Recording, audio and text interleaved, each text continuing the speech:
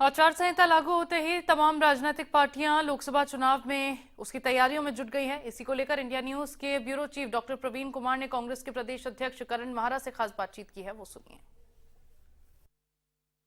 इस वक्त हमारे साथ मौजूद हैं कांग्रेस के प्रदेश अध्यक्ष करण माहरा जी। माहरा जी, एक तो दो टिकट पर अभी असमंजस की स्थिति है, इस पर कब तक स्थिति साफ हो जाएगी? देखिए, हाईकमान के पाले में गए थे और सीईसी की बैठक हुई है और उसमें सारी चर्चाएं हो गई हैं। हाईकमान जल्दी ही कोई अच्छा निर्णय लेगा। मुझे उम्मीद है कल शाम तक या परसों सुबह तक आपको नामों का पता चल जाएगा। माहरा जी, चुनाव से पहले एक मनोवैज्ञानिक बढ़त लेने की कोशिश हो रही है। जब से राष्ट्रीय अध्यक्ष का यहाँ पर दौरा हुआ, उसके बाद लगातार पार्टी में टूटन हो रही है। यहाँ तक कि वर्तमान विधायक भी जा रहे हैं, पूर्व विधायक भी जा रहे हैं, पूर्व प्रत्याशी भी जा रहे हैं। इसकी वजह क्या है? इसकी वजह डर है और लालच है।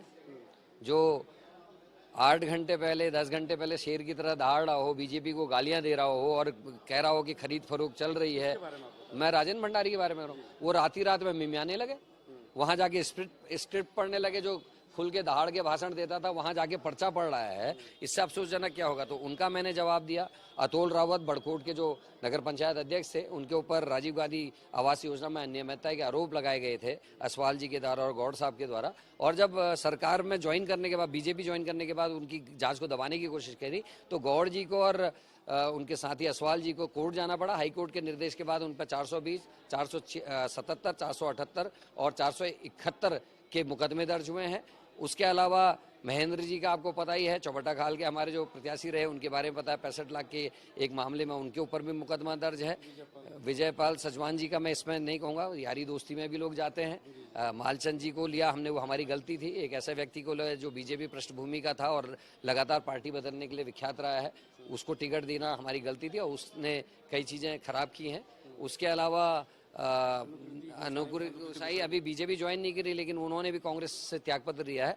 और आप सब जानते हैं कि चाहे वो हों, चाहे लक्ष्मी जी हों, चाहे अन्य लोग हों, इन पे ईडी का दबाव है और ईडी ने इनको समन किया था, इनको बुलाया था, घंटों तक पूछताछ की है।